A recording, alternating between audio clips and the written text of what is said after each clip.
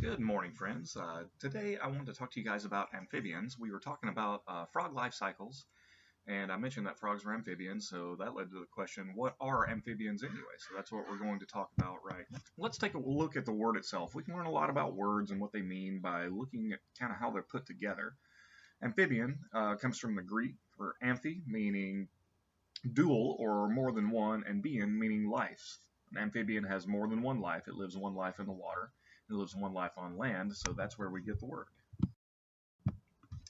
There are a lot of examples of amphibians in the world around us. We have frogs and toads, which you guys have probably seen before, newts and salamanders, which look like little lizards kind of. But the important thing about them is they start their life in the water. They have to have their water to complete their life cycle. The eggs have to be laid in the water, and when the amphibians are young, such as a tadpole, they have gills so that they can breathe the water and oxygenate their blood that way.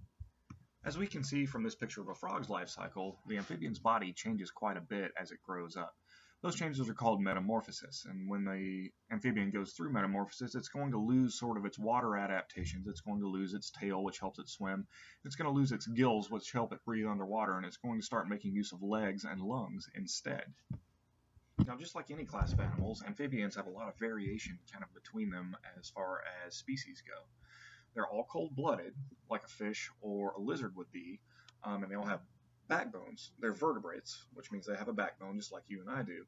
But other than that, there are not a lot of similarities. Some amphibians live out their whole life in the water and come to the surface to breathe. Some of them don't have lungs at all, even when they're adults, and they breathe through their skin. This is especially true of the smaller, tinier ones. And some of them are very poisonous. Now, I mentioned that they breathe through their skin, and that's kind of an important thing for them environmentally.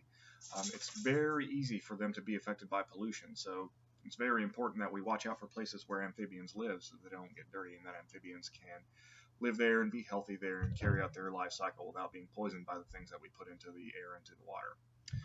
That's just a little bit about amphibians. I'm glad you guys got to see this video, and we'll hit you next time with more stuff.